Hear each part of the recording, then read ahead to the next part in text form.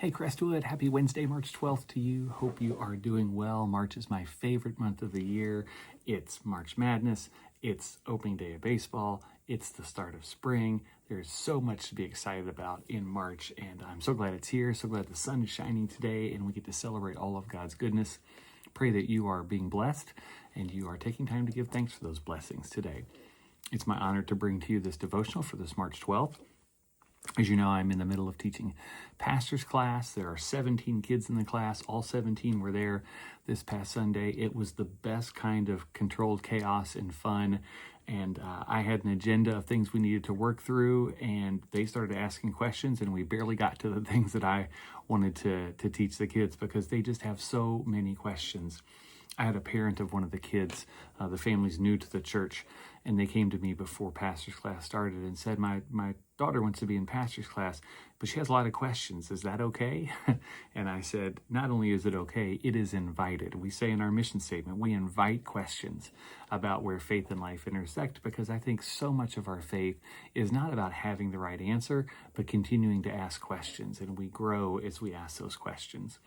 I've told you before that a part of our class is the Chalice of Awesomeness, which gives the kids a chance to write down their questions and put them in the chalice. And at the end of the class, I go through and try to answer those questions. And I encourage them to use that either if we're in the middle of a discussion and they have a question about something not related, or if they don't feel comfortable asking that question in front of the other youth in the class. The chalice is overflowing with questions this year, and I absolutely love it. And I wanted to share some of those questions with you today because I want you to get a sense of the depth of the youth that we have in this church.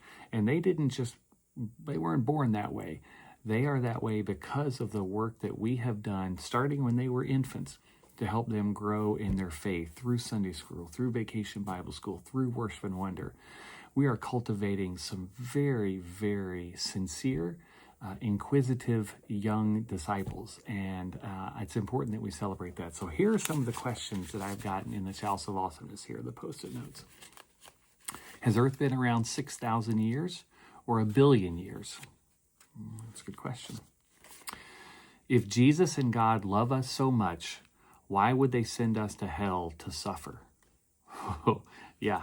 You see the kind of intelligence and curiosity that I'm dealing with in that class. If you are an angel, can you go and haunt Earth, but not in the spooky, weird way? Great question. Why weren't dinosaurs in the Bible? That led to some really interesting conversations about the relationship between science and creation. This is a two-parter. Number one, how do I know there is a God with is underlined? And part two, do you like waffles? Yes, I do. That was the easier of those two questions to answer. Can you get bored in heaven? We talked about what does time mean and how does God understand time as we understand time. And then this one, and I want you to hear the sincerity in this, the real sense of trying to figure out how faith applies in this world today in a very real situation. So this youth asked this: I think I want to be a Christian, but I don't want to be pictured as a Christian who doesn't support other people. What do I say to my friend? And that person came up to me after class to talk a little bit more about that question because she has a friend who is not a Christian, who is of another religion and from another country. And she wants to still be friends with that person, but she also wants to be a Christian. And can you do both of those things? It led to just an amazing conversation with her about what it means to be a compassionate, grace-filled Christian in this world today, one that welcomes and accepts all people.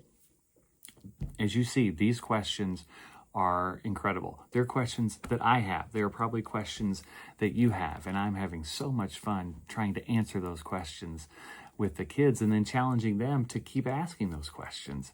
I am so excited to continue to work with this group and very excited about Baptism Sunday for those who choose to be baptized. And for me, it's just a reminder when I do this class that faith is this lifelong journey, and it is fueled by the questions that we ask and the answers that we seek.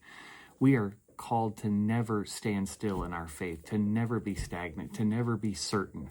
We are called to always be questioning, looking at from different angles, wrestling with things related to our faith, because it's through those questions as we ask and seek and knock, as Jesus tells us to do, that we grow in our faith each and every day. Crestwood, never stop asking your questions. God bless you.